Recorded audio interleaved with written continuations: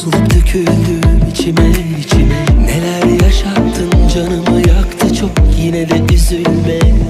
Olur da derdime sen dönemedim diye merak edersen, suçlayıp kendini avutma, başa dönüp kendimi savunmam. Bir kere buna girdin mi çıkamıyorsun bir tanem. Burada fazla durdun mu utanıyorsun aşktan. Байке, аябай катуу айдайт экенсиз. Мен былтыр мындан да катуу айдачумун. Мыкты айдоочулук кесипке ээ болгуң келеби? Анда биздин окуу жайга шашыл. Düşersen, dönemedim diye merak edersen, suçlayıp kendini avutma, başa dönüp kendimi savunmam. Bir kere burada girdin mi çıkamıyorsun bir tanem. Burada fazla durdun mu utanıyorsun aşktan. Bir kere burada girdin mi çıkamıyorsun bir tanem. Burada fazla kaldın mı çekiniyorsun aşktan.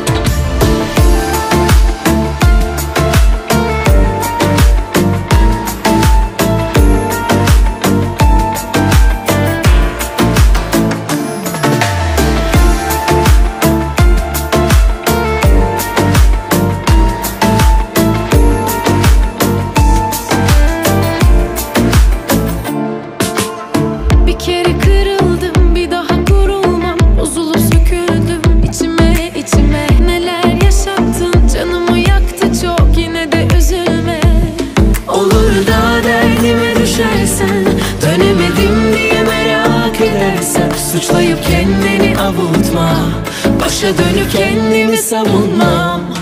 Bir kere burada girdin mi çıkamıyorsun bir tanem. Burada fazla durdun mu utanıyorsun aşktan. Bir kere burada girdin mi çıkamıyorsun bir tanem. Burada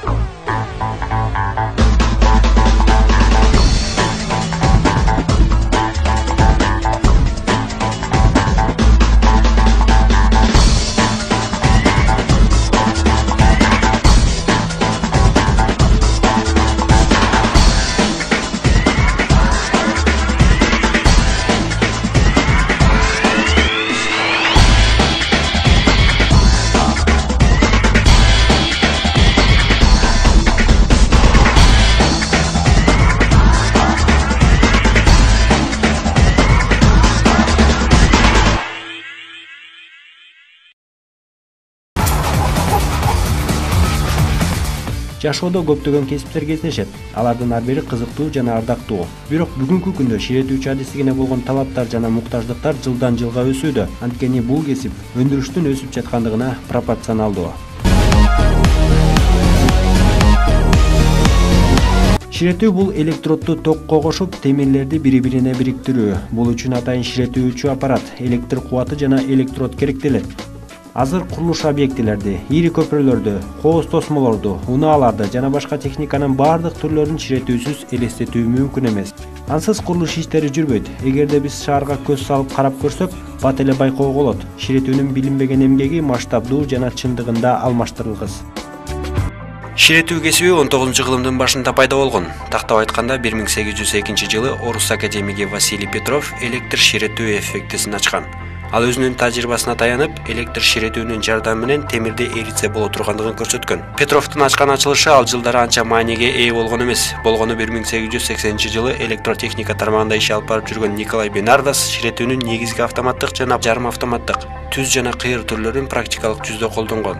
Натыйжада бул ачылыш аркылуу аскердик техникаларды, деңиз корабльдерин, унаалардын баардык түрлөрүн курууга мүмкүнчүлүк ачылды. Мисалы, мурда бир гана электрод менен ширетүү бар болгон болсо, азыр анын саны 10дон ашуун.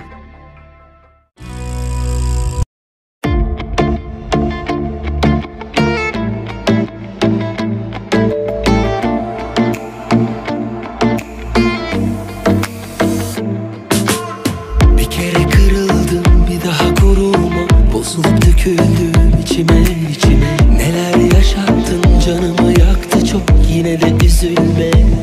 Olur da derdime düşersen, dönemedim diye merak başa dönüp kendimi savunmam.